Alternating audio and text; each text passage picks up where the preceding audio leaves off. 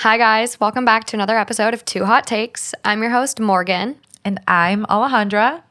And we're coming back at you with another episode, this one on mother-in-laws and toxic moms. Yep. You're already just quaking in your boots. Yes, that's right. You took the words right out of my mouth. This episode has been long overdue.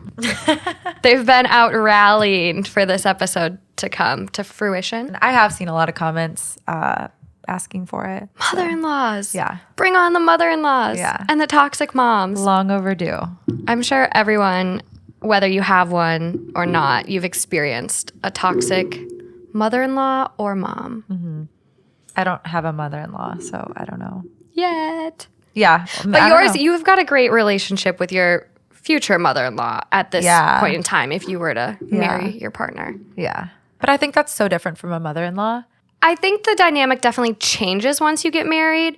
And I think once you get engaged, if there's any like underlying tension, I think once you get engaged, it kind of cements the relationship. And like if you do have a potentially toxic mother-in-law, I think that's when the claws really start to come out. Yeah. Because then all of a sudden it's like, wait, she's here to stay. Here to stay. Yeah. She's in the picture. Yeah. And for guys as well, like I think it goes both ways. Like my mom was a complete hard ass on Justin when we first started dating. Really?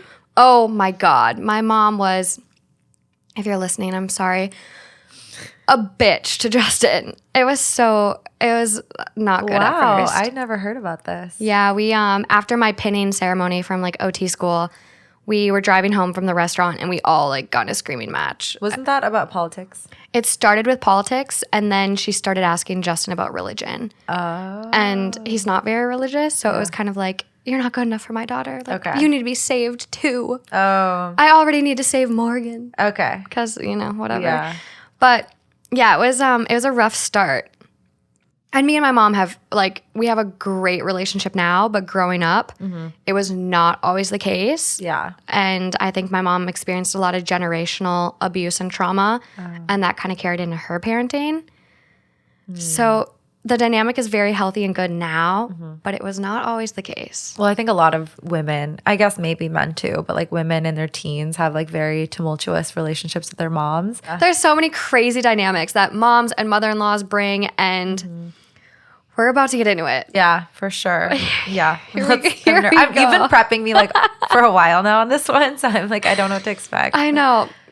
You didn't want a dark episode either. You No. wanted something a little Yes, I'm a little I more just lighthearted. Yes, I'm like so excited to get out of the doghouse. It's not. I took a hiatus. People have been like, "Did she die?" No, she's taking a social recovery. Well, let's do it. Okay. On that note, let's dive in. Let's do it.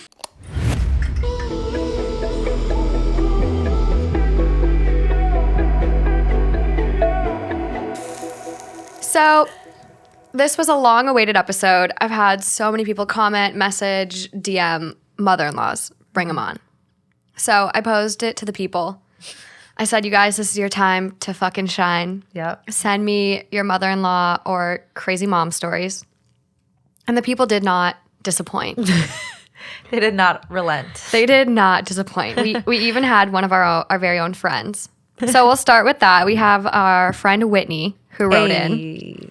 She goes, my ex's mom said, let's grab some food together at a baseball game once. And while we were waiting in line, she looked dead into my soul and said, I see right through you, and you have a lot of baggage. Then was psycho mean to me the rest of the time we dated. Oof, God, that sucks. Well, the relationship didn't work out, and Ex for a reason. yes, there you go. But that's like what you see in movies. Yeah. Where people say, I see right through you, and they barely know you, and you're like, oh, okay. Like, excuse me. Right. And Whitney's a Okay. great person. Whitney is just She's like, not somebody with ulterior motives. no. And doesn't everyone have baggage? Yeah. Like, everyone has experienced some trauma in one way or another. Yeah. And why? What makes you better? Right. Why are you holding that against somebody? I see right through you. It's very omnibus. Omnibus? I don't know what that Whatever means. that word is. It is a word, but I'm Yeah. I'm butchering it. I don't know. I couldn't tell you. This next A listener writes in, my mother-in-law invited my fiance's ex to our wedding shower, wedding, and more. What? Is it a what? So I ask her, I go, okay, going to need more on this. How the heck did she get away with inviting the ex to your wedding? She goes, she sabotaged every part of our wedding she could get her hands on. Okay, so I got engaged when I was 24 to my boyfriend at the time who was 22. We were on the same page about so many important things like our life goals, faith, etc. And we're so excited to spend our lives together. The only time we started fighting was when his ex-girlfriend came into the picture. A few months before our wedding, she posted a picture to Facebook of them at prom and wrote a caption about how he's her best friend and how much she loves him and tagged him in it. Then I found out she was still talking to his family all the time and saw them regularly. To be fair, he's from a small town in Michigan and they went to the same church and we were living in Chicago at the time. I told him it made me a little uncomfortable. And when he told me she had been invited to our wedding, I got really frustrated. He talked to his mom about it and his mom swore she understood and that she was sorry. The next day, she invited the ex to our wedding shower. When I talked to his mom, she just said, oh, I didn't mean anything by it. Keep in mind, 12 hours earlier, my fiance had just told her how hurt I was. Fast forward to the wedding, a couple of months later, we had gotten a beautiful crystal cake stand from a family friend, and his mom said that she had a lot of experience making wedding cakes, so she should make ours. I gave her the measurements, and she sent pictures of the round cake she would make that fit on the stand. She showed up the day before the wedding with the exact opposite, a long rectangle cake that looked like a 5-year-old made it and just shrugged her shoulders. We had the wedding in my mom's backyard in a wooded area and had to do the set up ourselves. His family said they would come and help, but instead they showed up right as I was getting my dress on, not even dressed for the wedding. Wow. They then proceeded to go into my mom's room while I was in the bathroom and shut me out of it. This was the room I was getting ready in. I knocked on the door to see if, I don't know, I could finish getting ready in the few minutes before my wedding when they finally came out after they got themselves ready. They just looked at me in my wedding dress and walked past me without saying a word. At the end of the night, his sister was supposed to give us a ride to our hotel. And about 10 minutes into the reception, she told us, it's time to go. And when we didn't leave, she left us. Luckily, we found another sober ride to our hotel. I could go on and on about what else happened with my in-laws, but that's the story of our wedding. Oh my gosh. I'm screaming inside. The fucking, not even microaggressions, the aggressions. Wow. To walk past somebody in their wedding dress while they've been knocking on the door, trying to get into the room that you're in to get ready. And not even say, you look beautiful. Like, do you need help? Assholes. I honestly, this sounds so dramatic, but I would, in that moment, be like, am I marrying into the wrong family? Yeah. It's hard not to think that way. Yeah. It's hard because you don't want to hold it against your fiance. But honestly, there's been instances in the past where family things happen and I'm like, do I want to marry into this family? Yeah. That's insane to me. I don't even know where to start. All of it. All of it sucked. And I wanted to say like, oh, I think everyone has at least one time when they've experienced that. But no, like, Yeah. I think there are people that like truly, really, really, really get lucky in the relationship department. But like, I've been there. Like, there's just some family drama where you're like, okay, like, whoa. Well, what did she do I know maybe she didn't do anything at all, but it's sounding like they really have a vendetta against her and they don't like her. Maybe she's just not the ex. Yeah, that's fucked up. She pulled their golden boy away to the big city. Ugh, what?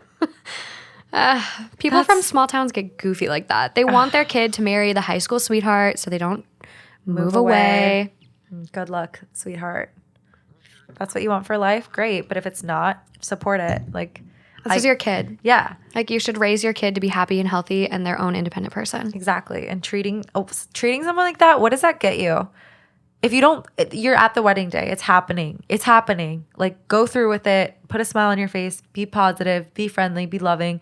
Whether you like it or not, this wedding is happening. We're already here. You're here. You're in the 11th hour. Like, why are you going to throw a tantrum now? Like, just make it a pleasant day for everybody. If the relationship doesn't work out in the future, okay. But to treat somebody like that, does that really make you feel better about somebody who's about to marry into your family? No. And you're going to get your grandchildren privileges revoked if they ever have any. Yeah. That's what, Like, you're creating such a toxic environment for your son in that case. Yeah. You know, and your you're kid, not going like, to want to come visit back. You're not No. going to want to go back to Michigan to visit the family. No. When that's how you get treated? Yeah. Hell no. No, See ya. when you like manipulate your kids or emotionally abuse them or just try to control their lives in ways like this, or you're mean to their partner, or you cause them stress when they visit, they don't want to keep coming back. Mm-hmm. You are making that relationship more difficult for yourselves. Yeah. By acting that way. You say kiss goodbye to your son at that point because he's going to stay in Chicago. Chicago, is it? Mm-hmm. He's going to stay there with his lovely new wife. So I've got 2 emailed listener write-ins. Oh my gosh. I know. People. The listeners showed up. Yeah. I didn't realize You have this. so many. So many. Like, I didn't realize this was such A hot topic. I knew it was going to be a popular topic, but I didn't realize like so many listeners would have so much personal experience. And be willing to share it because these are things that are not always easy to talk about, you know?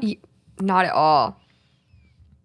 So, your favorite topic, weddings. This listener goes, my mother-in-law has been married twice and has the dresses from both. She offered me either dress, to which I declined with, thank you, but I already got mine with my mom, but thank you so much for the offer. Her response, loud sigh. Thank goodness. There probably isn't enough lace to let them out for you anyway. What does that mean? Like, She's too big for the dresses. Essentially like body shaming her. oh, that's straight up being mean for no reason. Why? You could have just been like, got it. Move bet. on. Yeah. My response, well, I'm just not as athletic as you are. I then took my husband, left, and cried in the car privately. LOL. But wait, it gets worse. Oh no. So my at the time fiance and I waited 2 years for his sister to pick a wedding date from her engagement. She didn't, and we picked ours 15 months out. That was very, very generous. Yeah. What? As soon as we announced our date, she decided she has to get married first, and it will be a destination wedding in 3 months.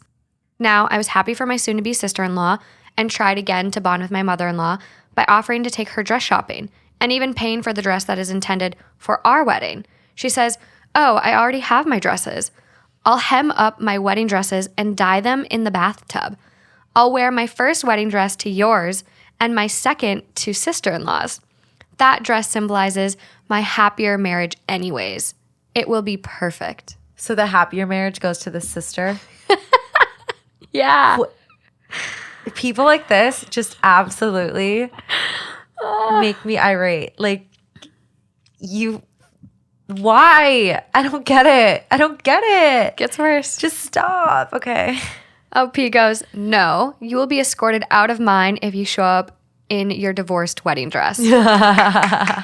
She then tells me I'm a diva and that my wedding to her son really isn't important anyways. Okay, bummer. Then you can see yourself out. We don't see her much, and we are almost 1 year married now. Side note, my husband did support me and said something to mother-in-law as he was hurt by it too.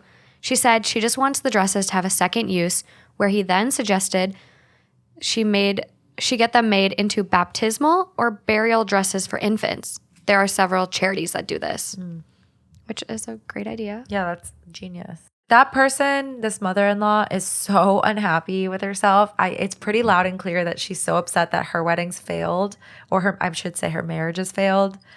It sounds like maybe the first marriage she was widowed.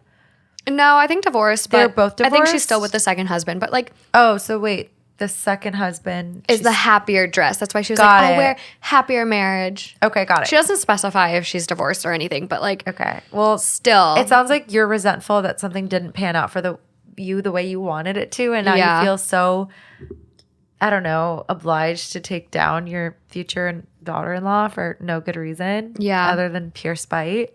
Because, okay, let's just say she's not your cup of tea. Not everybody vibes. Like, you could have a Yeah. pretty decent mother-in-law, but she's just not your cup of tea. Your Or- personalities are different. Yeah, or you could think of yourself as a pretty good daughter-in-law, but your mother-in-law and you don't connect very well, and that's fine. But to go off and make those like terrible comments, like, well, you wouldn't fit in it anyway, and your wedding's not that important to me, and thank God because you're too big for these dresses.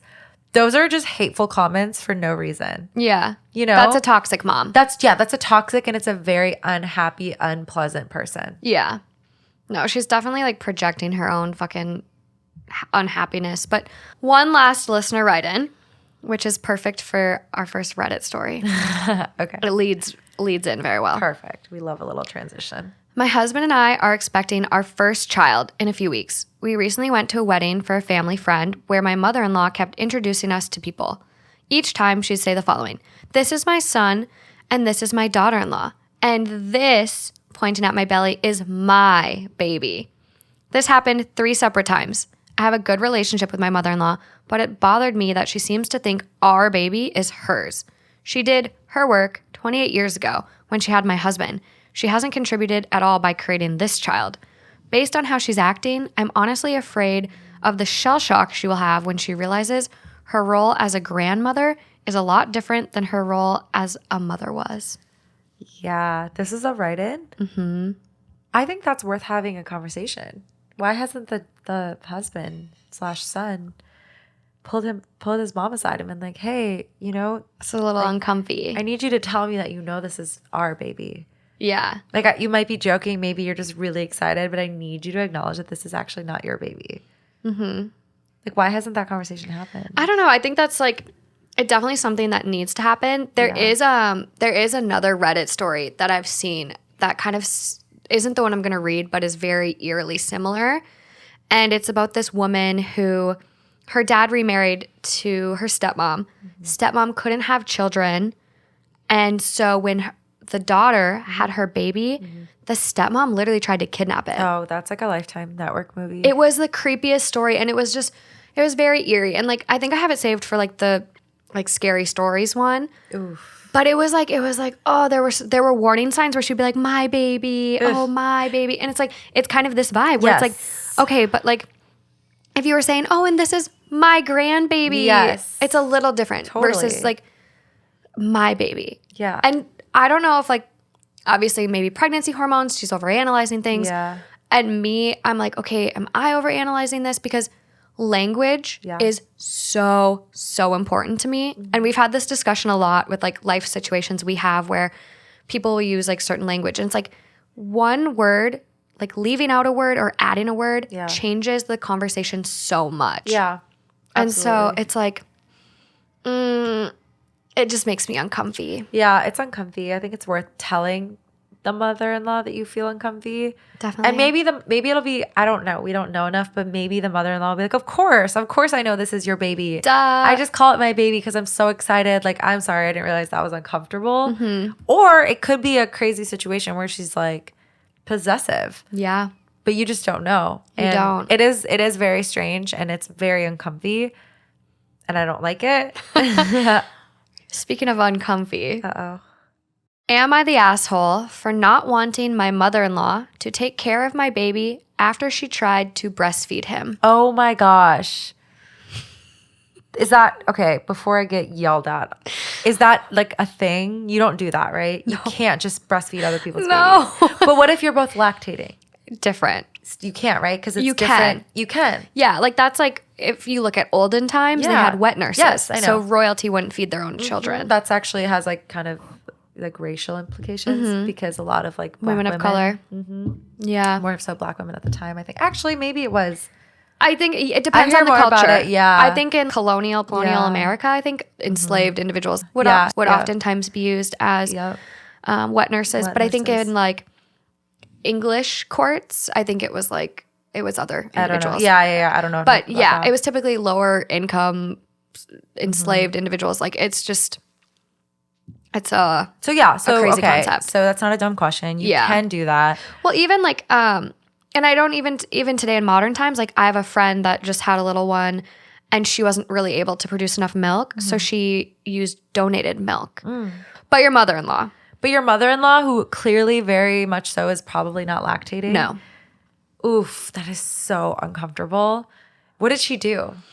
So OP writes, my husband and I both work full-time and we have a 2-month-old. My mother-in-law comes to our house every weekday and watches him for free while we work. We're on week 3 of this arrangement since I went back to work after maternity leave. It's very kind of her to do this for us, and I appreciate it immensely. My baby is breastfed. I pump milk for her to give to him during the day, and he gets milk right from the source on evenings and weekends. He loves nursing, and I do too. It's been a wonderful way for us to bond and a beautiful experience overall.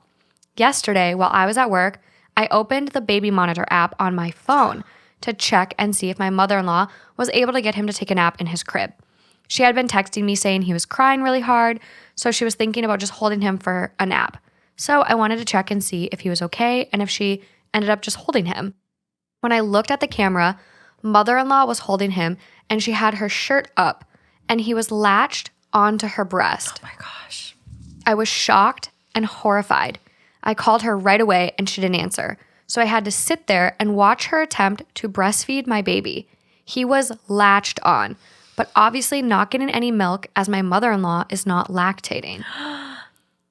I called my husband at work, who eventually got a hold of her. Apparently the baby was crying so hard, and that was the only thing she could think of to calm him down enough to sleep. Don't they have pacifiers for that? Yeah.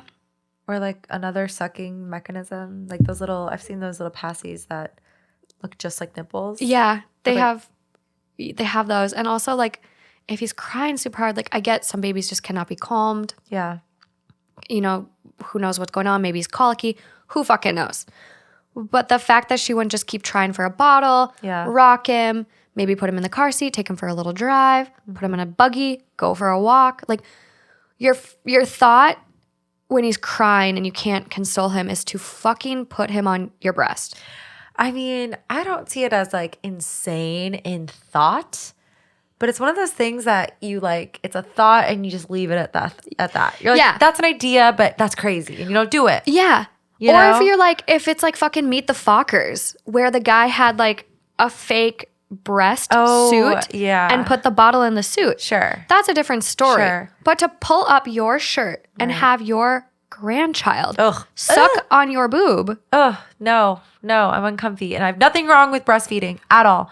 But this is like inappropriate. This is It's crossing a line. out of the world inappropriate. Like, Yes. I just don't understand how this was her like conclusion. Yeah, like I said, I see how it could be a thought where you're like, oh, it's one of those thoughts where like that sounded better than it was. An in intrusive practice. thought even. An intrusive thought, but you Yeah. gotta dismiss it and you don't do it. Or let me add this: you call the mother and you say, "Hey, I have this like crazy idea. Maybe struggling. I'm crazy, but I'm just like super desperate. What do you think about this plan?" And then the mother would probably be like, "Absolutely not. Don't do that ever." But thanks so much for running that by me. Stick a pin in that one and never take out the pin. But you know what I mean? Stick a pin. Yeah, exactly. That's one of those things. Like, you don't just do it. That's crazy. At the end of the day, it's not your baby. No, at the end of the day, it's not your baby. Follow the instructions. Yes. Stick to the plan. Okay. That's inappropriate. So they asked, who's asking if they're an asshole? The wife. For being the mom. mad? So she goes on to say, she breastfed all 4 of her children when they were babies, and it always calmed them down enough to sleep. She was mad that I had checked the camera and told him, and it was an invasion of privacy. I don't want her watching my baby anymore. We can't afford a nanny or daycare. When I told my mother-in-law this, she freaked out and said I was being a bitch, and she was just trying to calm the baby down, and it wasn't a big deal. She says I'm taking her grandchild away from her and being unfair. My husband understands why I'm upset, but wants to give her another chance to watch the baby. He also doesn't want to spend the money to get a nanny or do daycare when she can watch our baby for free. Am I being unreasonable here? I'm so upset with her and just completely baffled at why she would do this that I never even want to see her again, let alone have her anywhere near my baby. I think I could possibly be the asshole for checking up on her, though, through the camera, and also for not wanting her to watch my baby anymore, even though that would mean spending extra money and taking away something she really seems to enjoy doing. Am I the asshole? What do you think? No, I can't imagine, like, it's very inappropriate, and I can't imagine trusting her to not try this again. And it's like, when you're at work, you want to be comfortable knowing your kid is in, the proper care.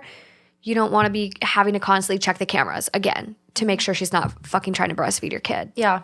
And so for me, I'm like, no, not the asshole. Like, it's your kid, it's your rules. It's what you're comfortable with as a parent. So, no.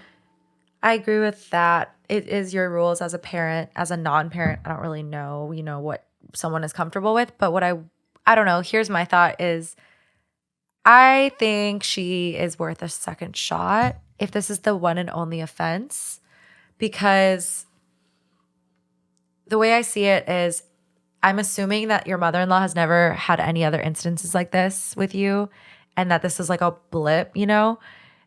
And I think there should be an agreement moving forward that you're allowed to check the camera at the end Whenever of the day. I want. Yeah, the camera's there for the baby safety, not to check up on anybody. So I don't think she's the asshole at all for checking the camera. That's not an invasion of privacy. The camera, I'm assuming, is in your home Yep. to check on your baby. It's there for a reason. You checked on your baby. Some women really struggle with like postpartum and being apart from their child at work and going back after maternity leave. I've heard can be really stressful. It can be. And so checking in on your baby, if it brings you a little bit of relief and comfort, I think more power to you. So there's absolutely nothing wrong with it. And the mother-in-law is out of line for trying to gaslight her for that. That's what I don't like. Yeah, I about don't like this. it either. I think, okay, second chance, redeemable. Okay. Sure. But the fact that she immediately got so defensive and was like, you're a bitch. Yeah. You're a bitch for keeping me away from my grandchild versus just being like, you know what? I was wrong. I will never do this again. I agree. I like that to me is where I'm like, I completely agree. I'm also just like, I know people say really crazy things when they feel really hurt. Yeah. And kind of like what I was saying earlier, some people really die for their grandbabies. So this might have been like a mama bear thing where I know she's not the mother, she's the grandmother, but it was like she felt threatened and she was just like backed into a corner kind of vibe. Yeah, and the reason I think she's worth another shot too is I'm such like a cost benefit analysis person, so I look at it this way, like Free childcare. no, not for childcare. Well, in a sense, yes, but if your mother-in-law is generally trustworthy and somebody that you think has good integrity and knows how to be a good caretaker to your child, and she had one lapse in judgment, you're taking a risk by putting your child in somebody else's hands. Childcare people, you don't know them. Yeah, they're not family. No, they're trained professionals. Sure, they passed a background check, maybe. But you don't know that they're not going to do questionable practices that you as a mother wouldn't want for your child. So the way I see it is it's a gamble that way too. You're not ensured that this new babysitter, I just found out about a story. My cousin, when he was a baby, in Peru, a lot of people have like live-in, this is a bad word, but like maids, they call them. So like women who take care of the children, clean, cook. That's just kind of a norm in Peru for the middle class and upper class. I'm not sure why. Like Cultural. It's a cultural thing. It's all I've known when I go to Peru. So my family was, had those live-in like people who helped with the children. So my aunt went to work one day, left her baby. It was a newer like nanny. And my other aunt had stopped by for something. So the nanny didn't know she was coming by. And she kind of heard the baby crying. So she stood outside to see what happened. And the baby was crying really loud. And she hears the nanny like swear and say like, shut the fuck up or something. And she hears a slap sound. And then she hears silence. And then she hears the baby burst out into like a pain cry. Oh my God. It's like a harder cry. Yeah. So she walks in and sees a handprint, like a 5-star on the baby's leg. And so my point to say that story was if she had never come home, she would have never known that her nephew was being abused by the nanny, and she came home, fired the nanny, whatever. So I say this is you don't know, you can't. It's always better to have trust. family who you do actually know. Yes. So I'm saying yes, she made a mistake. She didn't react great, but I think it's worth another chance with the mutual understanding that you will and can check those cameras. And that the mother-in-law, I would say that too. Like that's my I'm going to be view. checking the cameras. So Yeah, I'm going to be checking the cameras. If that's a problem, it's a non-starter for me. there you go. I also I'm not really sure what their alternative is because they can't afford childcare. They can. Oh, they can. They can afford a nanny or childcare. So she's like, that's what she wants to do. Okay, got it. She's like, I would way rather do that. Okay. But still, your point is so valid. Give her a shot, and then if there's any other red flag or any discomfort, go get your nanny. I think I wouldn't pursue her watching the kid again immediately. I think I would let some time pass. And then maybe once the kid is... You want to give her a timeout. I want to give her a timeout. Yeah. Really learn what you did, was wrong. And then maybe once the kid is a little older and more easily soothed, then there's no reason to stick him on your boob again. Yeah. Like True. Yeah, maybe it's worth saying like, hey, I just want to get him out of the breastfeeding period. And then we don't have to worry about that. And you don't have to stress out about it. Kind of make it like a mutual thing. And then re-invite her to watch the child. Exactly. You just don't know how turbulent it's going to be. You know? I know. The mother-in-law dynamic is very, very complicated, especially with children. Yeah. there's a lot of research on this one where as a woman, we are obviously more close with our mothers and more trusting of our mothers to watch our children than our husbands or our partners' mothers. So there's what's called the like the matriarchal benefit. And it's something that like my brother and his wife are very open with like family and watching their kids. Like that's one thing they've really, really done a good job with. They're like, we only really want family watching our kids. So we know who's taking care of them. Yeah. But I think there are times where my mom has been kind of like, I just feel excluded. Like, why didn't they ask me? Or like things like that. And it's like, it's just different when your son has a child versus if you have a daughter and your daughter has a child. I agree. I mean, Like the son here is kind of in this like, oh, let's give her another shot. Like it's no big deal. true. But then again, I'm over here like, she deserves, I know. you know, but that's an interesting point. And one thing I've thought about too, just personally, because, you know, we live in Los Angeles, being like, I don't have that luxury of, I'm just going to pop over to my mom's house and like drop off my child. I know. And I think Same. that can't be understated. Like that's such a luxury to have that. Such a luxury. For not only just financial reasons, but there's something Just comfort, peace of mind. Comfort. So top comment on this one. Not the asshole. No normal human tries to breastfeed a child they are entrusted to look after. This is not healthy/sane behavior. I would be concerned that she has other issues. Her reaction is telling as well. Again, a normal human would be supremely embarrassed and apologize. She may be lashing out because she's embarrassed, but it's not acceptable for her to swear at you or gasp, be incensed that you used the baby monitor for its intended purpose. Exactly. I agree with her reaction. It was out of line. I just, when I think about, it's hard because we're getting a glimpse of like the mother-in-law's like fuck up and not the mother-in-law as a person. Yeah. You know? If we were all judged on one instance where we felt embarrassed, we'd seem like shitty humans.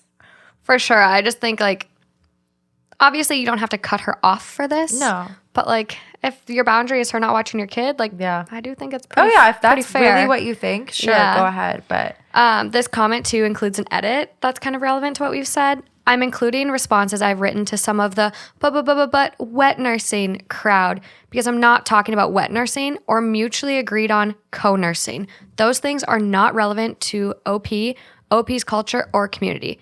It is bizarre that people are pointing out trends and practices that do not apply to this OP and her mother-in-law. Yeah. yeah, I mean, that's true. There was no mention of any No. arrangement. And for- she would have. And plus, it's her mother-in-law. It's not like a friend that's also got a baby. Yeah, And you switch off days. exactly. Wow. Yeah. Yeah, that's tough. I mean, not the asshole if that's what you decide ultimately. Next comment after. This is exactly right. Clearly, mother-in-law's judgment cannot be trusted.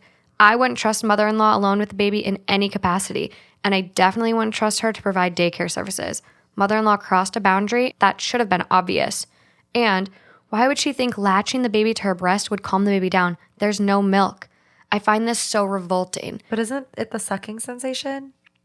Typically, when a baby starts suckling like that, there needs to be a reward. There needs to be milk. Otherwise, they just become more frustrated and But more that upset. completely defeats the theory behind pacifiers, which It's have different. been shown to work. It's pacifiers definitely have been shown to work, but there's a difference between a nipple and a pacifier. Yes, granted, there are some that are shaped very different, but there's something to be said about like the latching and the breast connection. Like there's a lot of physiological things that happen when the baby latches, and that's why a lot of mothers talk about breastfeeding being like this ultimate bonding experience for them and their child.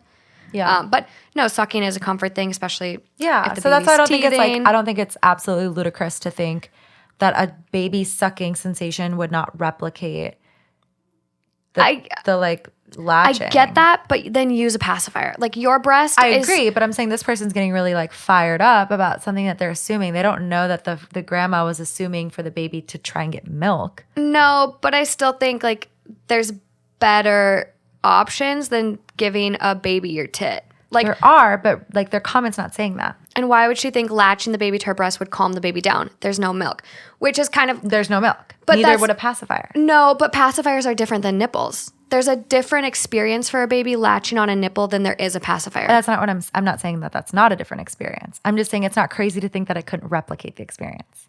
but I think the baby is going to have a nipple in its mouth and get very, very confused and therefore more frustrated. Got it. Then that's the point to make. A breast is a breast. Sure. A baby's association with milk. a boob is milk. It's food. It's life. Got it's it. sustenance. Okay. That at this point, the baby's only 2 months old. Well, that makes sense. But to say, like, that's the part I'm getting like upset over is, okay, but like tell that to all the people who rely on pacifiers, which I personally know of people. So I know I'm not a mother. A lot of people use pacifiers to, you know, soothe their children. But at this stage in the game, the baby's 2 months old. Their association with a breast is food. So when they start suckling on a nipple and it doesn't produce food for them, they're going to get more and more frustrated. Like my brother's wife really struggled with breastfeeding. She wasn't producing. And so it became this frustrating experience for her where she wasn't producing. The baby was trying to latch and get milk. And the baby was becoming more and more upset, crying more. And it was a really hard experience for both of them. Right. So a baby's association at this point is breast, food. Got it. It's just not, it's not going to calm I hear the baby you 100%. down. Yeah. Yeah. So it's just like, again, if you think the baby's hungry and that's why they're upset, bottle. Sure. Suck. You want to suck, have the baby suck on something to calm them down, pacifier. But like, I think the comment, like both of these are really trying to point out, like no sane person would be like, oh, here's my tit. You would never. I don't know. I think that's you kind would never pull out your tit. I wouldn't. I don't even know if I want to have a kid, so I cannot picture feeding a non-existent child. But I'm just saying, like, I think that's a little, like, to call the person insane. I don't know. I'm not a mother, so I can't put myself there. But to call the person insane, I think is like a reach. Like, especially when your child is crying, people do really desperate things to soothe a crying baby. Yeah, I mean, that's why, you know, overly exhausted parents, I mean, shaken baby syndrome. And these kids end up dead when people go crazy. That's what I mean. So, like, I'm not, listen, I want to make very clear. I am not in any way saying, right on, grandma, you did the right thing. What I'm saying is to call her insane and say there's other things wrong with her is a little bit of a reach, in my opinion, based off of this situation. I don't think, like, that's insane. Like, you're desperate. You're trying to soothe this child. Yes, was that the right move? No, clearly not. The science you just pointed out, factual, impressive, great. That's what all mothers should know. But in that moment, I don't think she was sitting there and thinking about that. I think she was just like, I want to soothe this child. It probably wants a nipple. Like, here you go. Like, do I think that's the right move? No. But do I think that's like, holy shit, you Ted Bundy, lock her up? Like, no. I just think don't have her watch your kids. Sure. Like, in my head, no rational person who is like a responsible babysitter would ever make another baby that isn't theirs suck on their boob. Yeah. That's where I'm at with this one. Yeah. I'm like, what the fuck, lady? Right. Today's episode is brought to you by Upstart. If you're carrying a credit card balance month after month, it can feel like you're in a never-ending cycle of debt. Upstart can help you make that final payment so you can get ahead. I personally know this firsthand. I mean, I openly talk about my grad school debt and my six-figure digits on this podcast all the time. And when I was in grad school, my credit card debt is what got me through it. I used it for groceries and just my everyday living expenses. So I know how burdensome our credit cards and debt can be. Upstart is a fast and easy way to pay off your debt with a personal loan, all online. Whether it's paying off credit cards, consolidating high-interest debt, or funding personal expenses, over 500,000 people have used Upstart to get one fixed monthly payment. Find out how Upstart can lower your monthly payments today when you go to upstart.com/2HT. That's upstart.com/2HT. So don't forget to use our URL to let them know we sent you. Loan amounts will be determined based on your credit, income, and certain other information provided in your loan application. Go to upstart.com/2HT to find out more today. Before we get started, I just want to introduce you guys to another podcast that's on the network I'm a part of. If you enjoy my podcast, I think this one would be another you might enjoy. Unlicensed Therapy is a sometimes serious, mostly silly podcast where stand-up comedian Ari Manis interviews his favorite friends and comedians. He also gives them unsolicited advice when he is in no position to be doing so. If you are offended easily, this podcast isn't for you, but if you would like to eavesdrop on a conversation between some of the funniest people on the planet, I think you will enjoy Unlicensed Therapy. Video is available on YouTube and audio is available wherever you listen to your podcasts. Go to subscribe to Unlicensed Therapy Today, which is also a part of the Melrose Podcast Network. And now, back to the stories. One last baby-related story. Okay. Am I the asshole for wanting my mom to be in the delivery room when my wife has our baby? My wife, Alice, 28 female, is 7 months pregnant. She's starting to think about who she'd like to have in the delivery room when the time comes. She said she would really like her dad there for support. Alice is really close with her dad since she was a kid and has only grown closer to him since her mom died, so that was no surprise. I'm completely fine with having Doug there. She said she doesn't want her stepmom there, which is fine. Her stepmom is really sweet, has been so helpful through the entirety of the pregnancy, and I know she will be hurt when she finds out she can't be there, but I can understand. The issue I have is that Alice doesn't want my mom there. My mom has never been my wife's biggest fan, but she is so excited to have a grandchild and has been planning on being in the delivery room the entire pregnancy and likely before. Like I said, my mom has been hard on Alice and can be a little judgmental, but she's still the grandmother of our child and wants to be there. She's also my mother, and I find it unfair that she can have her dad there, but I can't have my mom there. It's a high-risk pregnancy, and Alice has been really adamant about trying to give birth naturally, but she claims that if things take a turn and she wants an epidural or there needs to be an emergency C-section for whatever reason, she is worried about the judgment from my mom because my mom has openly expressed her distaste for both. Additionally, she says my mom is not the nicest to her. I know my mom has been a little harsh about her weight gain, even though about 30 pounds. She was 120 before. Allegedly, when my wife went over to my parents' house recently, she dropped a plate on the floor and my mom yelled at her while she made her get down on the floor and clean it up. Oh my gosh. I understand where Alice is coming from, and while she'll be the one giving birth, he is my child as much as hers, and I feel like I should be allowed to have my mom there. My wife and I got into a scuffle about this before she started crying, and the issue was dropped. She told me that I was being selfish, but I feel like she was being selfish too. Am I the asshole for wanting my mom to be in the delivery room while my wife has our baby? Honestly, kind of, yeah. Yeah. Yeah. I got a solution for you, Alice. Yeah. Don't invite your asshole of a husband in either. Yeah. Because clearly he is not getting how fucking toxic his mom is. Holy cow. Why would you want a woman in the delivery room with you who is shaming you about your weight gain? 30 pounds? Yeah. That's normal for 150 pregnancy. is like pretty light for a person. I'm 150. Like- I'm over 150. So yeah, who would want what? I don't. The plate thing from, okay. Yeah, the plate thing is she's degrading. She's been harsh on Alice. Yeah. Commenting on the weight gain. The plate thing. She accidentally dropped a plate and you're going to make a fucking pregnant woman who probably can't even see her own vagina or feet bend down and clean up a plate. That's so mean. And yell at her and degrade her. Yeah, no, fuck that. And also, I think the biggest issue for me, why I wouldn't want this person in the delivery room, well, two. She's mean to her. And on what I would imagine is probably one of the most stressful days of your life and one of the most painful days of your life, you don't want somebody who represents like embarrassment and degrading nature. You don't want that person around you. And then second, they're very judgmental towards something that may be an alternative beyond your control. That's going to add a layer of stress because now you feel judged when you're just trying to fucking give life. And unfortunately, you might need an epidural or a C-section and your mother-in-law is going to scoff at you. No, I don't want that person anywhere near me. No. No. And this is the other thing. Like, yeah, she's judging her for her birth plan. She's trying to do it naturally. Yeah. And honestly, maybe she really chose the natural method because of how big of a bitch the mother-in-law is. That's what I was thinking too. And that might be dangerous for her. Yeah. Especially if she's a high-risk pregnancy.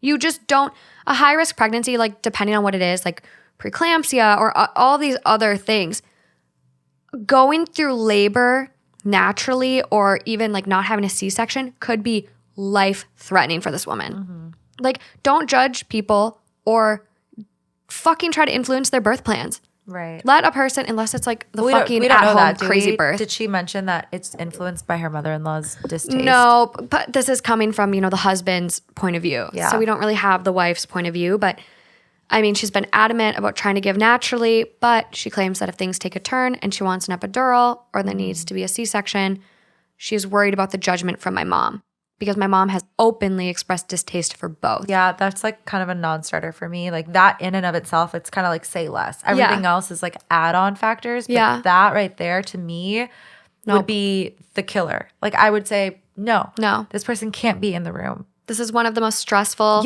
times of your life. And also, it's going to be, once you are through this, it's going to be, the most rewarding potentially. Yeah.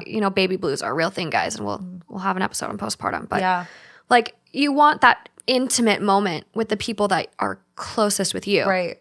Not somebody that makes you feel bad and unsafe and like hurt. Like that's a person that doesn't make you feel good. And that's not the energy that you want around a very difficult time. Exactly. And process and just fucking painful.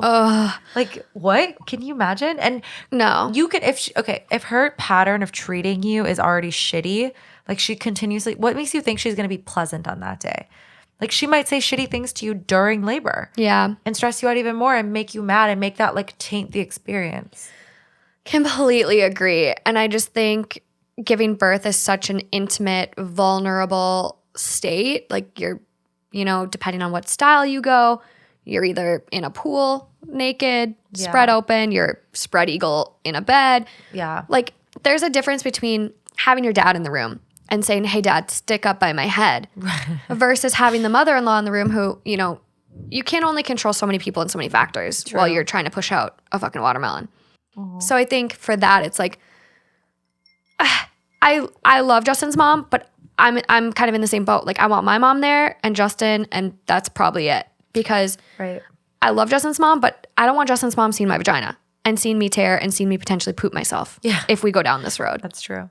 Like there's just a different intimacy with your parents versus your partner's parents. You would have who again? Your mom, Justin, and that's it. Okay. I thought there was a third person. No. Unless I have a water birth with fucking dolphins, because look that shit up. What? That sounds terrible. No, dolphins have like proven to reduce pain. Really? And like make water birth like just look up dolphin assisted births, you guys. I will. It's so fucking cool. Wow, interesting. But I think like too with this whole thing, it's like the husband using the term like apparently. Like apparently my mom. It sounds like he's doesn't buy it. He's very much a mama's boy. Yeah. Which is a red flag in and of itself.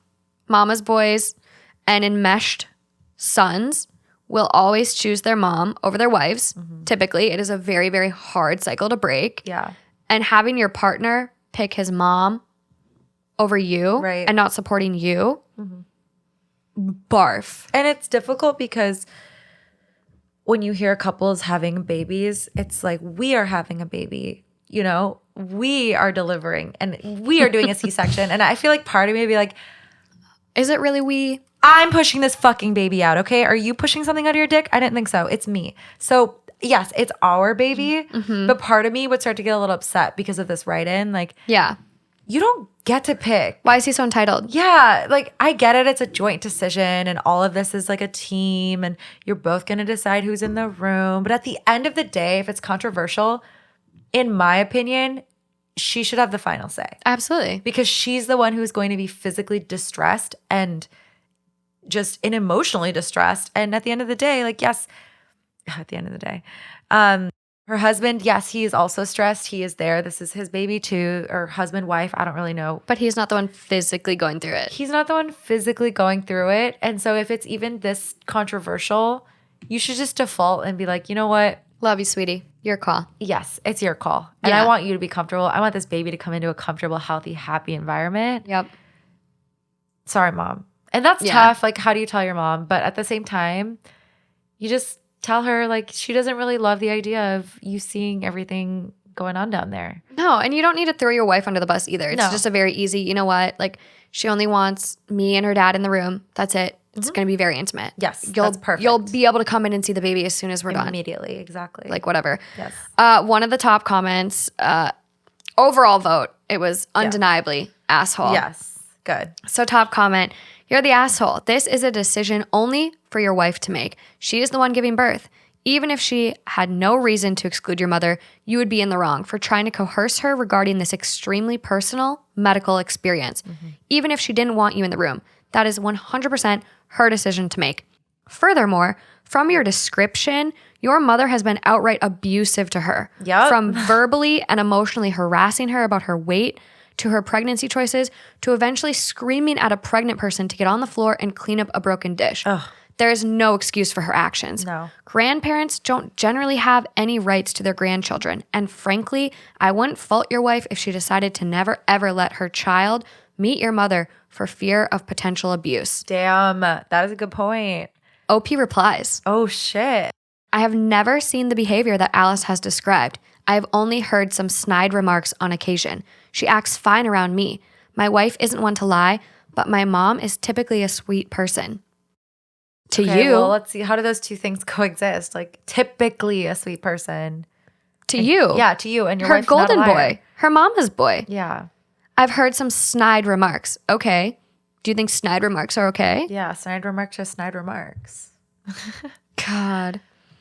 You still don't get it, someone replies. Your mother could be the nicest, sweetest, most caring person, Alice, in the world, and it's still 100% Alice's decision about who is in the room. Yeah. Birth is very painful, very intimate, and your wife's comfort is the only thing that matters. Yes. It's not about fairness. Yes. It's about support for your wife. Okay, good. I'm glad. I thought I was going to get yelled at for saying that this should be the wife's decision because some people are like, no, this is a joint decision. No. Da-da-da-da. After, you know, know? it's a joint decision what happens and how you raise your child after it's Sure. here. But a Yeah. birth plan Yeah. should be solely up to the person that is fucking going through it. That's what I thought. I just don't know how these things work. Unless it is extremely dangerous, like Yeah. another story we've talked about where it's like totally unassisted home birth. Like, Yeah. unless it's super dangerous, then Yeah. other people might have to step in. But Yeah. this is not. That makes sense. That This makes a lot of is- sense. this is not. Yeah. These are things I have not thought about, but that's insane. And I agree. Like, my deep down thought is that it's really her decision and this shouldn't even be up for debate. If she doesn't Mm-hmm. feel comfortable with her, whether or not the reasons are apparently or real, Yeah, it doesn't matter. It's her comfort. It's her. Yeah. There's another really long comment like, you're the asshole. Your wife is going to be vulnerable, half naked, not much dignity left kind of position. Oh. There could be blood, there could be poop, yelling, screaming. She needs people who will support her. And it sounds like your mom hasn't exactly done that. Nope. Your mom commented on weight she's gained during pregnancy is so far from okay. They go on to say a bunch of other stuff.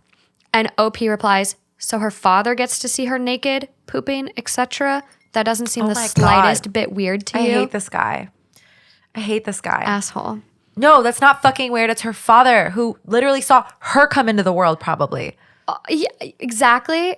And also, like, a lot of people have, like, birthing gowns these days. Yeah. And so, there's that thingy. Yeah, the little shade guy. well, the birthing gown, like, typically is, like, some people put it over their knees. Like, the dad can stay up by the head, hold her But hand. if it's a C-section, I've seen that they put up like that They little drape. curtain thing. They drape. Yeah. Yeah. And we don't know what's going to happen. No, based you don't on- see. It's, you know. it's very. Yeah. And I mean, they're also, slicing even if there's open. not, the dad probably, I don't know, now I'm really assuming, but the dad's probably not going to be all up in there staring. No. He's probably going to be holding his daughter's hand. Looking at Probably her face. kind of low-key trying not to look. I would hope if he's like a normal guy, Yeah. you know.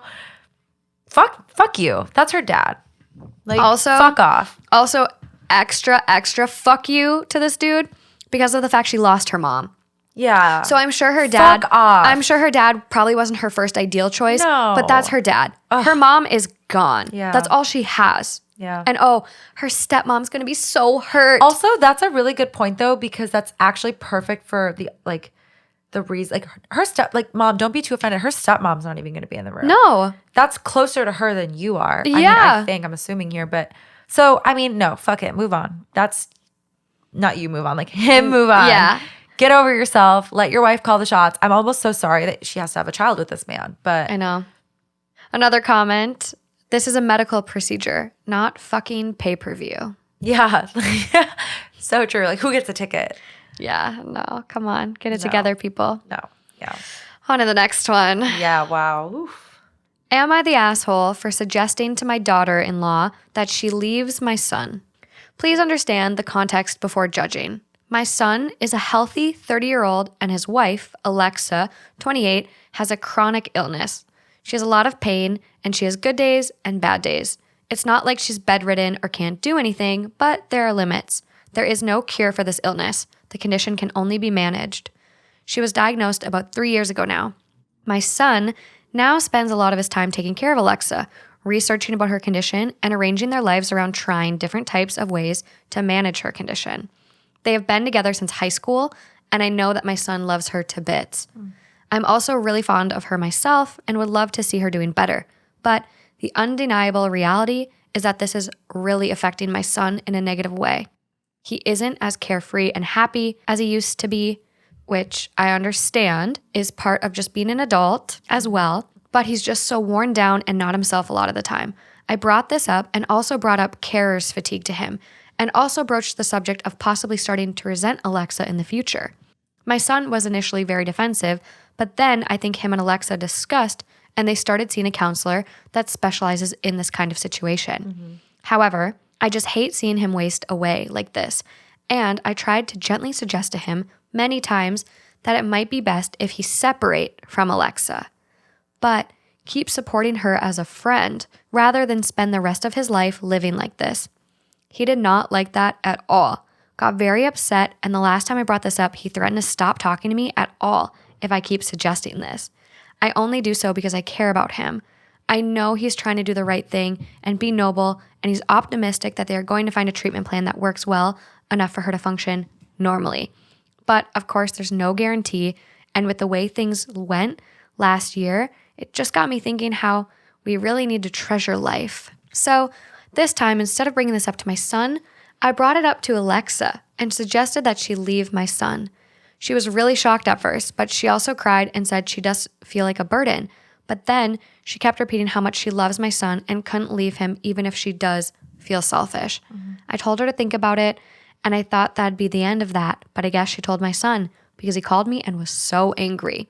Spoke through gritted teeth and told me to stop making his wife feel like shit and putting ideas into her head, as if she's a toddler. He's also called my husband and asked him to speak to me and get me to be more respectful of his decisions or he won't talk to me anymore. I just feel so badly about the whole thing, but I also do feel that as his mother, I need to try to at least get him to see the options and get him to truly enjoy his life. But I understand I might have overstepped. Am I the asshole? Yes. Absolutely. What? Like, this is love. You choose love, and your son is choosing to be in love with. Like, you don't get to choose who you fall in love with, but love is a choice because it's an act every single day to continue to make the relationship work. Yes. In this sense, he actively chooses to look past the downfalls and maybe the fatigue of, like, the fatigue they talk about, caregivers fatigue.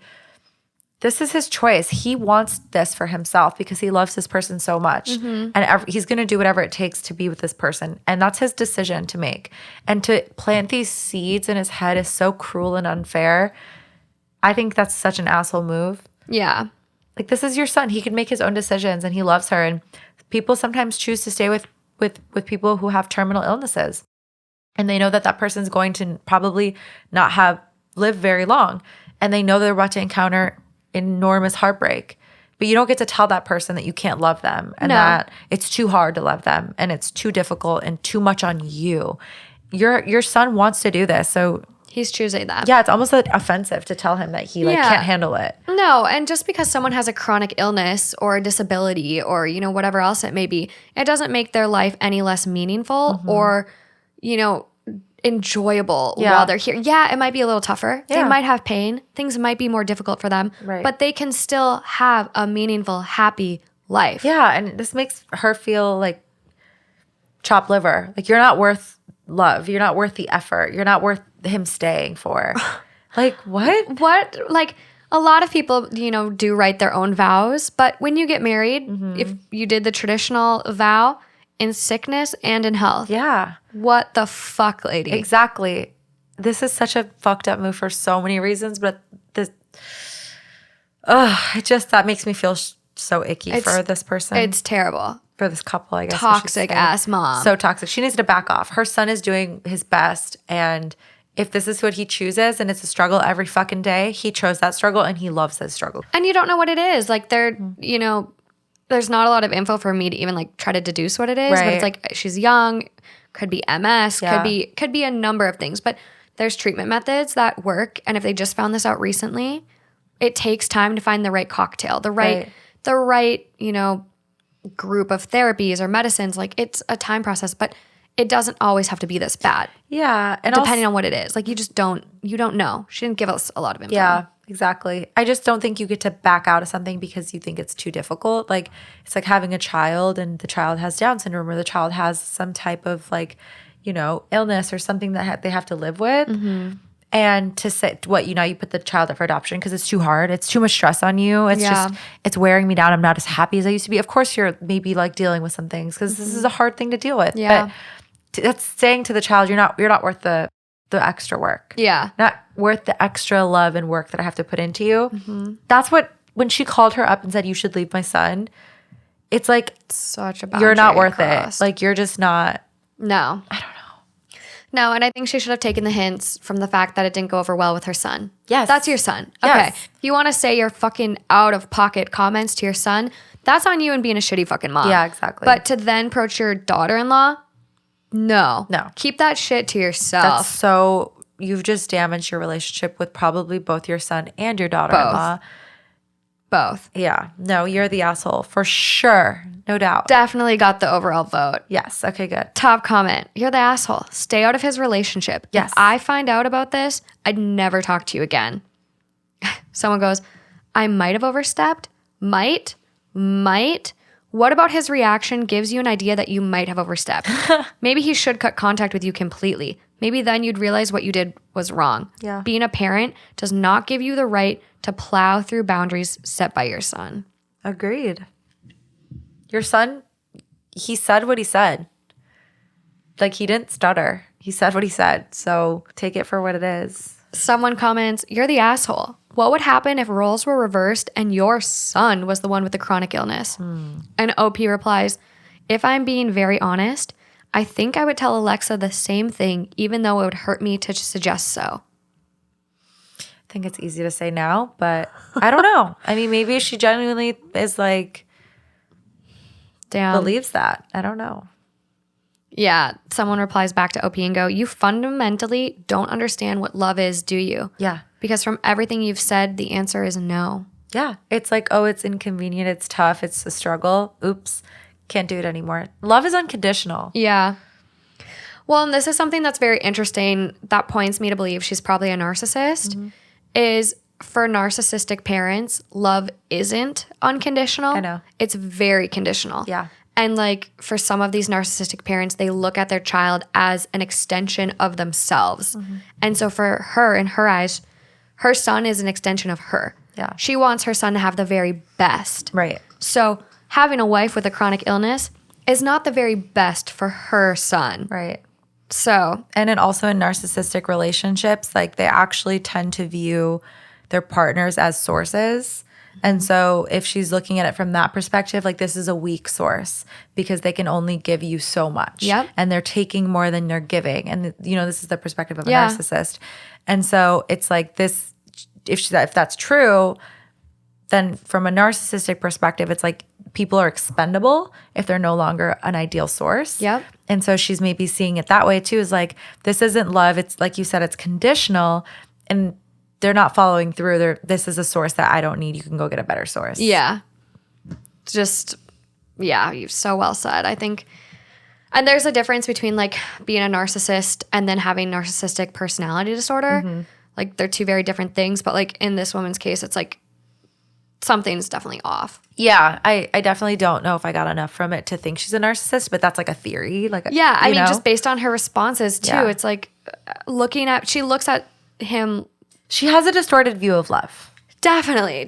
And maybe it's just like she disassociates from it and looks at relationships very source-based and very, what can you do for me? And if it's not benefiting me, which is another narcissistic trait, like you said, it's along these same lines where it's like, if that person isn't benefiting you, you don't interact with them anymore. Exactly. But there's also this crazy theory, and this is like the very like little bit more far-fetched one, where she's actually just so obsessed with her son and so like loves her son so much because she loves her son more than the daughter-in-law. That's very clear. And it could be, like I said, this is the far-fetched theory, that she really genuinely doesn't see how out of pocket she's being. She's just like, I want the best for my son. And I genuinely see him so worn down and so fatigued and just like, this isn't like, because no parent wants to see their son or their kid struggle. And so maybe she's just getting her own in her own way and being like, I see these things for my son and I don't know what to do, but I want to make it go away. And I'm not even thinking about what the implications of that are. And I don't even think about how like insensitive and inappropriate that is. I'm just focused on how can I make my son feel better? How can I how can I relieve my son of this quote unquote obligation of taking care of her, even though he doesn't see it that way. He's like, no, I love this woman. Yeah. I mean, it's like, if you really care, step up to help. Exactly. Take her to doctor's appointments. Step in when your son needs a break. And there's also, you know, for those out there listening, there's also like different agencies and services that provide respite care. So if like you're a caregiver of someone and you really, really need a break or you need to run errands, there's respite care where someone will come in and help. There's ways to cope with stuff like this. So it's like, the fact that the first instinct is to like divorce her and support her as a friend. Yeah, so true. Fuck off, lady. So insensitive. So insensitive. Yeah. On to the next one. This one is from the perspective of the husband. Okay. Am I the asshole for putting my foot down and saying my mother-in-law can't move in with us? My 31 male wife, 33 female, is an only child and extremely close with her parents. We live on opposite sides of the country from her parents, but they talk up to 4 times per day. And as far as I'm concerned, my wife acts as their remote personal assistant, shopper, accountant, tech support specialist. I've been really upfront with my wife to say I'm a bit jealous of the attention they get, as anything between my wife and I is subject to being derailed if her phone rings. My wife is sympathetic, but says she's not going to pick favorites between me and her parents. When they do visit, particularly at Christmas, they and my wife insist on them staying with us for a week in our 1-bedroom condo. Ooh, that's tight. We've done this for the last 8 years, which has actually turned into a bit of a miserable time of the year for me as a result. I love my wife, so I deal with it. It's not a secret I'm not a fan of the arrangement, but I'm not interested in ruining Christmas, so I'm a good sport about it. Anyways, my father-in-law is suffering from Alzheimer's, and I have suspected that he has been for as long as I've known him, 8 years. My mother-in-law has been in complete denial about this up until very recently, where they have just started with the process of having him placed in a care home as his condition is quite severe. Meanwhile, the pandemic has affected my wife and I to a point it makes sense to move into a bigger place out of the city. My wife has expressed her interest that once her dad is placed, she would like her mom to come move in with us. And so our home should have an in-law suite or other suitable accommodations. My mother-in-law can't afford to move on her own. They made some bad financial decisions that aren't able to move to a higher cost of living area. After years of being patient and respectful about this, I've finally put my foot down, and I've cited the following reasons. 1, my mother-in-law will be contributing nothing financially to this arrangement, but selecting a home with accommodations for her is both limiting our housing options. My wife and I will both have to sacrifice things we want in a home. I'm extremely insecure that there will be no boundaries in this arrangement, even if they are established ahead of time. And 3, I simply cannot think of a time where I shared a roof with her and felt any level of comfort, satisfaction, or enjoyment about the situation. I just can't. And the idea of committing to a long-term arrangement like that makes me completely queasy. Naturally, this hasn't gone over well. Am I the asshole? Well, negative Nancy. No, not he's the just asshole. like he's kind of negative about I mean, I understand it's probably not pleasant, but he's like, I can't think of a single moment where I've enjoyed a single ounce of this company. But I don't think he's the asshole because I think he's setting boundaries and he has a right to live his life. And he's creating a life with his wife. When you marry somebody, like, yes, their family comes with them, but you're not marrying their mother. You're not marrying their father. You're not marrying their brother. You're marrying that individual. And family means different things to different people. You know, your level of attachment, your level of involvement with your family is totally unique to the individual. But if this person is putting their foot down and saying, I'm not comfortable with this, I didn't sign on to this. It's not like he married her and all of these things were in place and he's trying to undo that.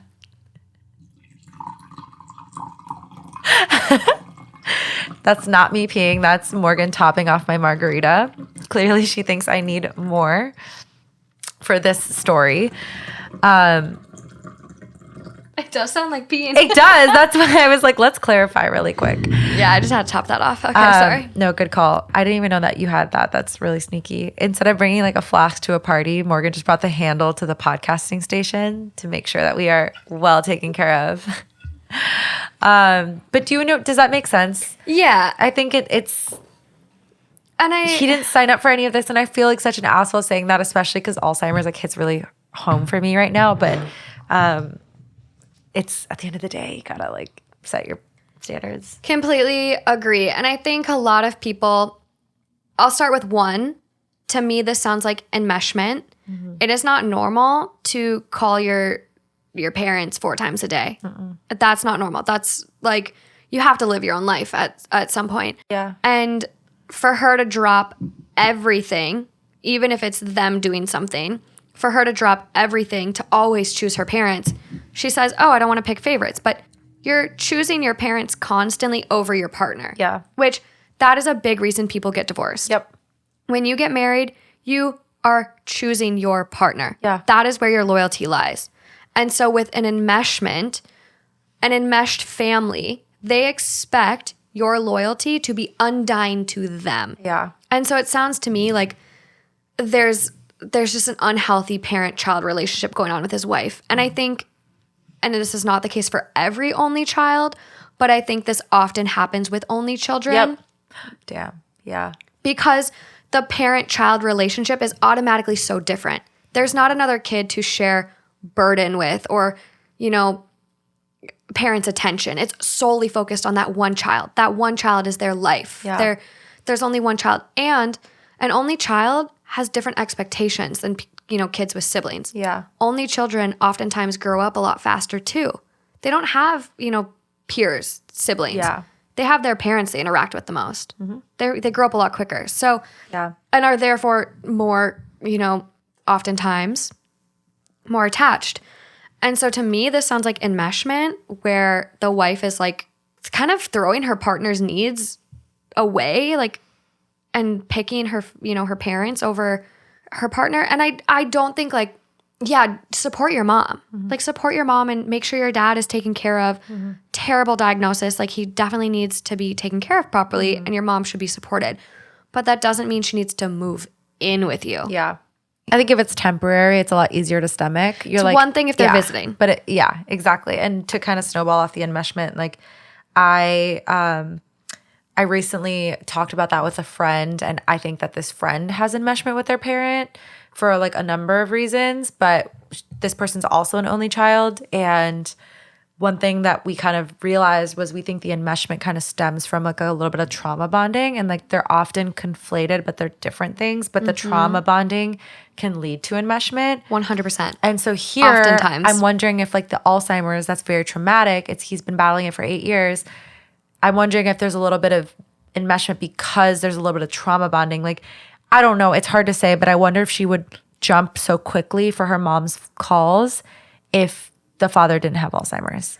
I'm sure it's gotten worse. Exactly. That's what I'm saying. I'm not saying it didn't exist before that. I'm saying I think it might like amplify it and exaggerate 1,000 fucking %. And it's hard to blame because I think if one of my parents had something like that, like a terrible disease. You jump through hoops to make sure they're good. You jump through hoops. But I agree, like you still made a commitment to your partner and you have to honor that, and you can't just throw that completely down the shitter to tend to these things, because at the end of the day, like, I don't know, this is where it gets really hard because my mom talks a lot about cultural differences between like white people and like Latina families. Asian communities, Latino families. Their elders live with them. Yes. It's typically it's very the typical. son's responsibility. And, as a daughter-in-law, you would move in with your husband's family. Yeah. Like, and take care of his parents. Well, yeah, like my Peruvian family is the same way. And so like for me, my mom always tells me how like and there's nothing wrong with this. It's just the opinion of a Peruvian mother. She's like shocked that people in America put their family members in homes. It's shocking to her. She can't stomach that. And if I ever did that to her, she'd never talk to me again. Like the expectation is that they raise you, and then when they need the care at an elderly age, they come back to live with you. Yeah. And so I think this is, we don't know the race or the culture here. Mm-hmm. That's kind of makes it tough too. Not to say it makes it any better or worse. There is an edit. Oh, okay. But I completely agree. You know what I mean? I think different cultures have different expectations with how they care for their elders, their family. Yes. I think that's a great point, because me as a white individual, you oftentimes forget something like this that is a big factor in how we handle our problems and deal with situations. So Yeah. thank you for bringing in your Peruvian Well, my mom and I just had experience. this conversation not that long ago. I forget what she said, but she made a joke and she was just like, I do this because I don't want you to put me in a home. Like she's just like, I'm trying to buy the brownie points now. And so solid point there. Right. She's like playing the long game. Yeah. But that's why it came to mind. I was like, actually, yeah. I fear that my mom might be upset if I don't let her live with me when she's older. So I don't know. Mine just told me that she never wants to be put in a nursing home. Yeah, so. I don't think anybody does. No. So I don't know. I know. Let's hear this edit. So edit, he goes, okay, wow, I'm a little speechless, but I can address a few things. My father-in-law won't be dumped and abandoned on the other side of the country. His situation has gotten so severe that it's urgent he be placed. But yes, they would transfer him to near wherever we ended up. Good. Some have suggested that we look into senior housing near where we end up for my mother-in-law to live in. I have advocated for this, but I am not getting any traction here. I guess I never addressed this until now because I thought that would be a perfectly reasonable compromise. Turns out it is not. We are both white. I'm completely aware that these situations are typical in other cultures. That doesn't really make me feel any better, but I've thought about it from this lens. I'm not an only child. Both my parents are alive and we have a good relationship. They also live in another part of the country. I haven't seen them in 8 years at Christmas time because it's so important to my wife and her family. Try not to come across as a martyr here, but I legitimately care that my wife is happy, even if I don't completely understand it. Which also makes me really, really, really believe it that this is enmeshment because of the fact that she refuses to not spend Christmas with her family. Yeah. 8 years of only being with one side. I've already gotten in a fight with Brett about this. This is so unfair. Yes. I was so unfair. I made a comment and he was like, I can't come to Minnesota during Christmas. I can't be away from my family. I was like, switch off. you can though. You can. You're choosing not to. Yeah, like you can. What do you think families do? Yeah. They switch off. Yeah. I don't know. Mind blowing. It's really, really complicated. And I think we both come from very like diverse homes where both of our parents are not together. Like if me and Justin's parents aren't together either, my boyfriend. So it's like, if you look at how many Christmases we have to go to. Double whammy. We are literally like the fucking Reese Witherspoon movie. Yep. It's like 4 Christmases. Oh yeah, 4. Wait, wasn't it like 8 Christmases? Was it 4? It's 4 Christmases. So Yeah. me and Justin both have four Christmases. I technically have 5 because like my family's just fucking batshit crazy and like really splits things up now. Okay. But he has his mom's Christmas, but then his grandma does something at her house, and then he has his dad's Christmas, and then I have my mom. Like there's so many things we have to juggle. So we have talked about how do we, navigate this going forward. And it's just really, it's switching off. It's accommodating. So all families feel fair and included. Right. I completely agree with that. 8 years of not seeing your family at Christmas time? I would be livid because no. That makes me really think there's something off here. That's interesting. I personally don't, unless he voluntarily is like, no, screw my family. I don't want to see them on Christmas. Sure, whatever. But it doesn't sound like that's the case. He's like, I'm compromising here to make her happy. Exactly. How could you feel good about that? Like even if my significant other was like, I'm willing to compromise 8 Christmases to be with your family, I'd be like, that makes me sad. You should be with your family. That's so unfair. That would be a deal breaker for me. Yeah. It really would. Someone who doesn't give a shit about my feelings or like wanting to spend Christmas with my family, like a major holiday. Yeah. Because I think the shitty part too, and like I know Brett means well, and we've talked about this too, but when he says I won't spend like a Christmas away from my family, what I hear is that my family doesn't matter enough. Like, and maybe that's me taking it the wrong way, but he's not saying like, he's saying like, because he's expecting me to go to his or something. So, or for you guys to both be separate. Exactly. Which that's not how it works. Exactly. How does that work? Just say like if you did have kids. Yes, I've already thought about this. What do they do now? They have to pick and they feel like they have divorced parents when they don't? No, you switch off. Yeah. We spend actual Christmas with your family one year, and then we go to mine the day after. Well, and we flip. We don't have that luxury because we are a 3.5 hour plane ride away. Yeah. So, but you've coordinated the best you can. You could coordinate it or do like New Year's with one family or like a little bit before Christmas with one and the actual holiday every other. You know what I mean? There's ways to do it. But yeah, I mean, back to the story. Our point is like 8 Christmases away from your family that you would like to see is unacceptable. And it's a lack of compromise. And what we're seeing the trend here is that she's not willing to compromise. No. And you know, we do have a very diverse listenership, and that's any holiday, like Hanukkah, Ramadan, Kwanzaa. Yeah, it doesn't even matter. Like anything to be away from your family 8 years in a row on an important time in your life. Yeah. Like, no. And I honestly, I'll bring it back to it. I think it's totally fair. Like, I think you can live close to your mother-in-law and support her, but you need your fucking space. Agreed. That's going to drive your marriage apart. How the fuck are you going to have sex? Comfortably, Right? Yeah. loudly, enjoyably. Yeah. Too close for comfort for me. I hope he figures it out. I hope that they find a really happy medium where like she lives at a very nearby senior living facility or whatever they call it. Yeah. And they have like family dinners once a week and they have a very healthy, like she's still a part of the family because I do feel for this woman. Her husband is going through a really terrible time and Alzheimer's, if he needs care, it's declining. Urgent care. Yes. Yeah. It's declining pretty quickly. So she is going to be a widow in the somewhat near term. And I mean, I know that sounds pessimistic, but just seeing the way that this goes, That's like the process of the disease. that's how that works. Cruel and unfortunate as it is. Yeah. It's So just, she's going to be on her own. So she does need the support. she does need the support, but she doesn't need to be in their marriage to get that support. No. Top comment. They quote what he says. My wife is sympathetic, but says she's not going to pick favorites between me and her parents. And they go, if she always attends her parents' needs, even at the expense of disregarding yours, she is picking favorites. Yeah. 1000%. And someone replies to that and goes, your spouse is meant to be your favorite. That's the whole point of marrying them. Yeah. That's so tough. Oh. And back to the point that your partner and who you choose to be with, it's a choice. And when you make that choice, you should be putting them before your origin family. Yeah. Your birth family. Your adopted family. Your family that fucking raised you. Like whatever that looks like to you. Yeah.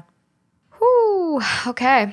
Just a trigger warning on this next story, you guys. It does feature talks and discussions about losing a child and child death. Mother-in-law's neglect killed my child. Now she thinks I'll let her around my second child. Sorry, this is so long. My mother-in-law was guilty in the death of her grandchild, my daughter. She was 2 years old at the time, and my husband and me let my mother-in-law babysit her while we were busy with job-related things. It was summertime, and they were staying in mother-in-law's house that has a pond next to it. My daughter loved water. Bath time was her favorite time of the day. They were playing at the edge of the pond, and then mother-in-law remembered she had to take clothes out of the dryer, and she left a 2-year-old alone next to the large body of water. My daughter's childlike curiosity plus her love for water resulted in her getting into the deep part of the pond and drowning.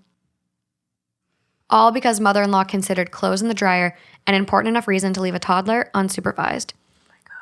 Then she realized what has happened. She started to panic and call for help. Her neighbor heard her. They got into the pond and called an ambulance, but it was too late. Imagine what it's like for a parent to come to the person you trusted your child with and they tell you your child is dead. And mother-in-law was begging us not to involve the police into this. She kept repeating, it was an accident, and she, quote, doesn't know how it could have happened. Quote, was only gone for a moment. Quote, feels even worse than we do. Quote, calling the police won't bring her back. Gaslighting. We did call the police, of course, and she was charged with criminal negligence and sentenced to 3 years in prison, which, in my opinion, was too light of a punishment. Now, recently, mother-in-law was released from prison, and my husband was the first person she looked for contact with. He never once visited mother-in-law while she was imprisoned, unintentionally, but she did cause the death of her child by neglecting her duties as a babysitter. Doesn't matter that she served her sentence. Neither I or my husband will ever forgive her for this. Neither has she asked for forgiveness. All she gave us were excuses and more excuses. In the courtroom, my husband told her she's not his mother anymore, that she's dead to him, and that he never wants to see her face again. Our marriage was damaged too. We were depressed. We fought a lot. There were times when we were on the brink of divorce. We separated for a while. I left for another country thinking that this is it for us. However, my husband came to look for me and we managed to save our family and continue our life together. Oh my, that's so cute. Should anyone looking for her? If he wanted to, he would, okay? If he wanted to, he would. Yeah. He looked for her in a different country. Yeah. We're both on the verge of tears. I'm like, you guys. that sent me. Like, I've already been like emotional this whole story. I couldn't bring myself to have any more children for a long time, but eventually I got pregnant again. And last summer we welcomed our son. He's 9 months old now. Obviously, we weren't going to tell mother-in-law we're parents again, but she saw us walking with a baby stroller and realized that once more she has a grandchild. So she tried to get in contact with my husband.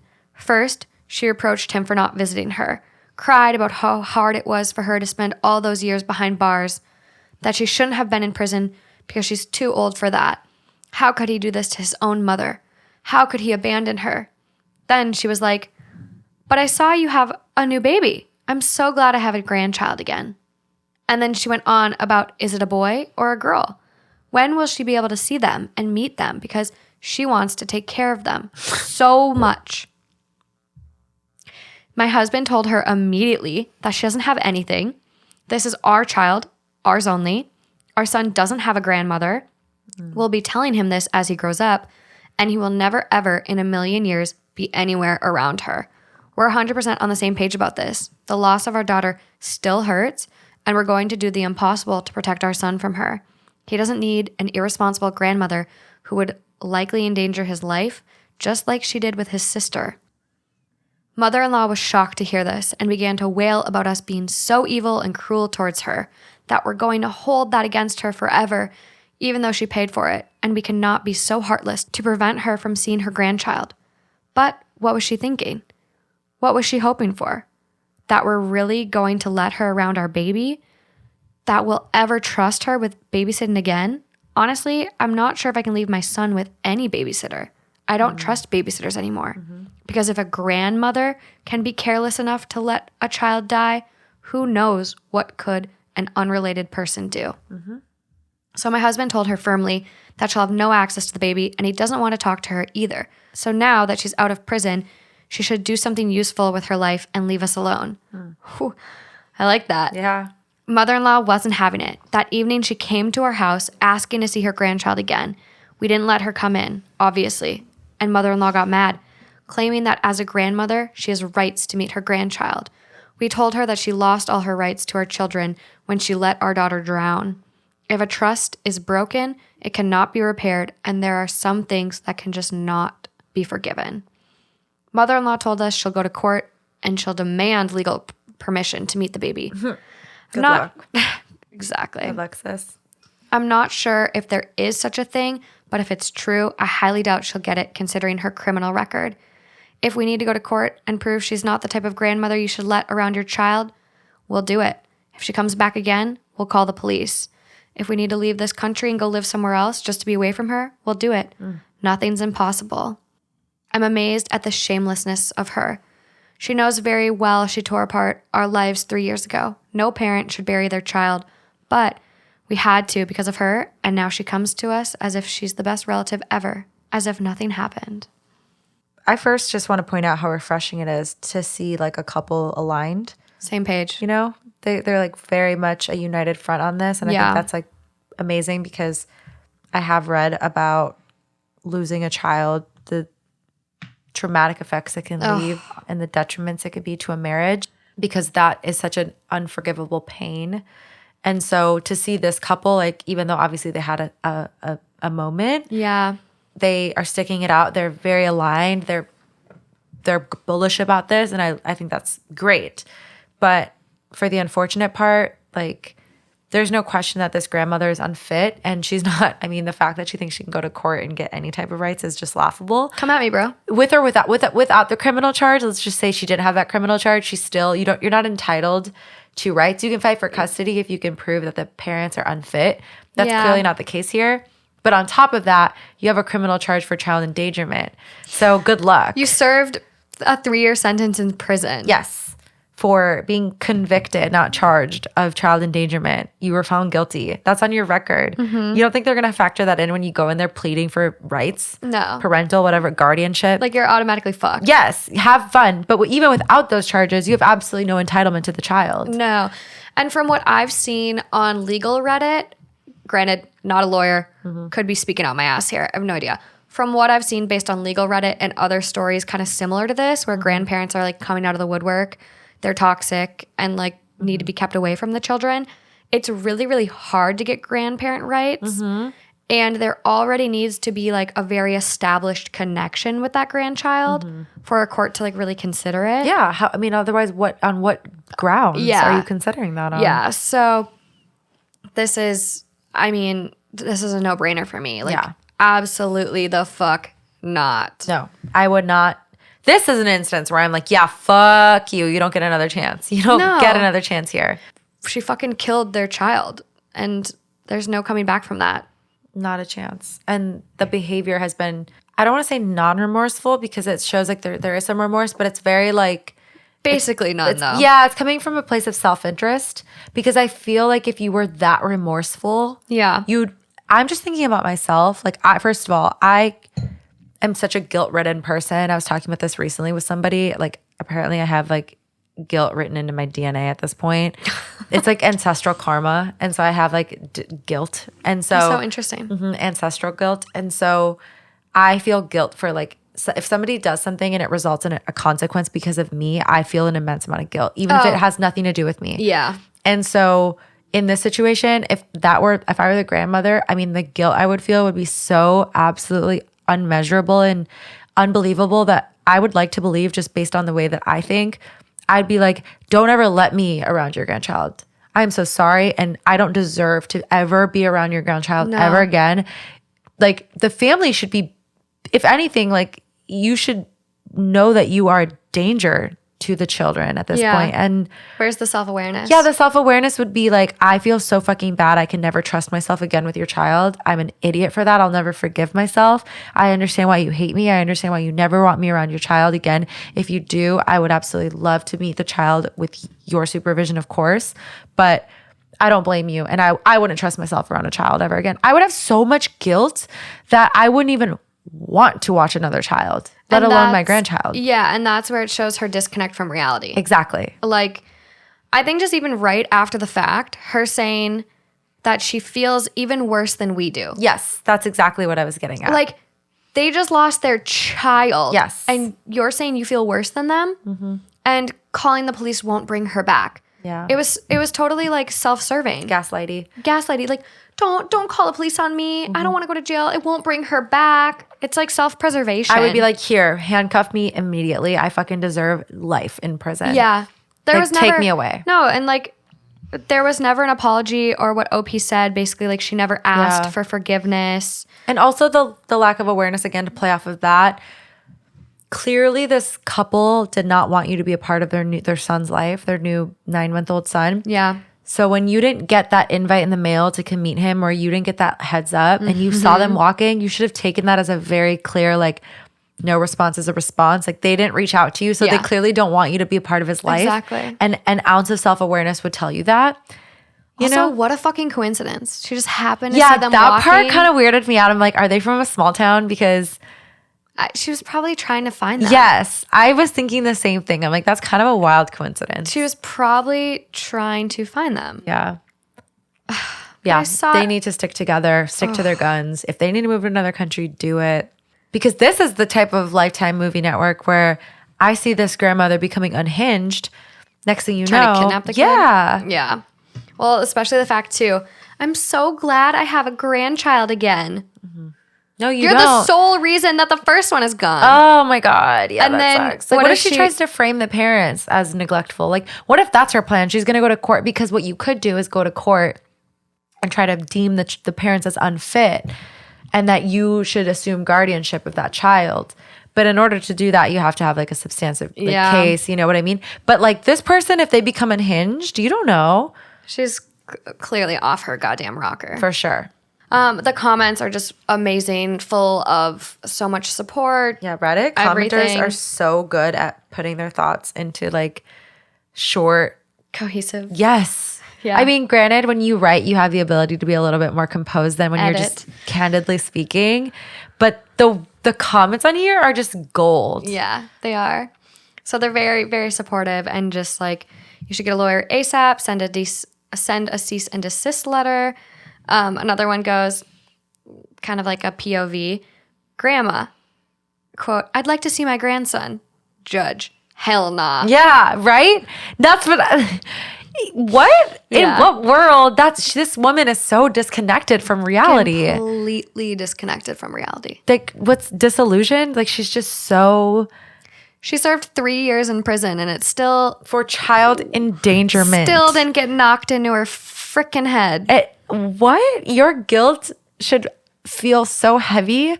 And I'm not saying she shouldn't forgive herself. I think everyone should. Everyone needs to come to peace with things they've done. Yes. But the fact that she feels so entitled to this grandson... I really want to take care of my new grandbaby. Yes. Is just beyond... In what fucking world? No. The person goes, exactly how much right does she think she has? A normal grandparent has very little leg to stand on with 2 non-abusive parents in the picture. Bingo. Let alone her. Bingo.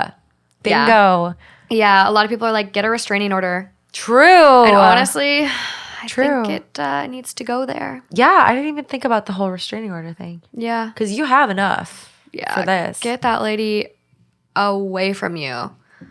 Ugh. Hoo-wee. That is a shitty note to end on, but... Yeah, quite the stories for a mother-in-law episode. That's the worst one I've heard.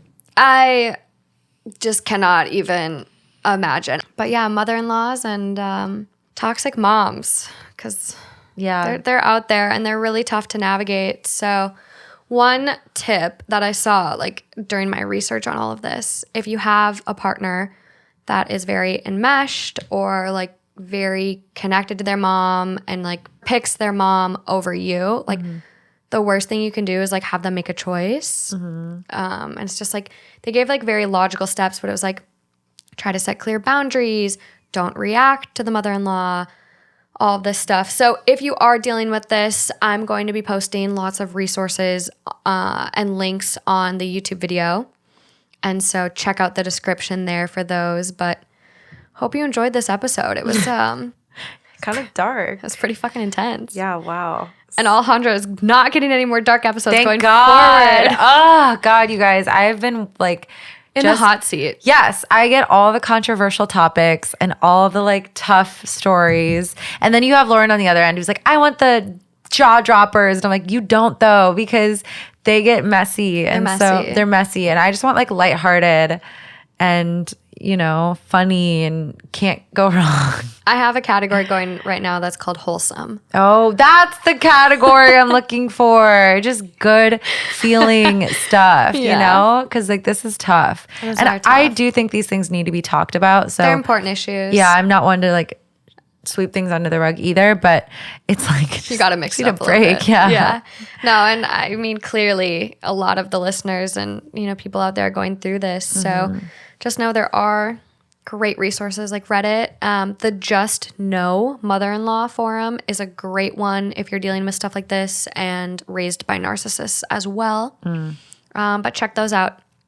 I also want to give a special shout out to those Patreon supporters. You guys are really, really appreciated by us. So thank you so much.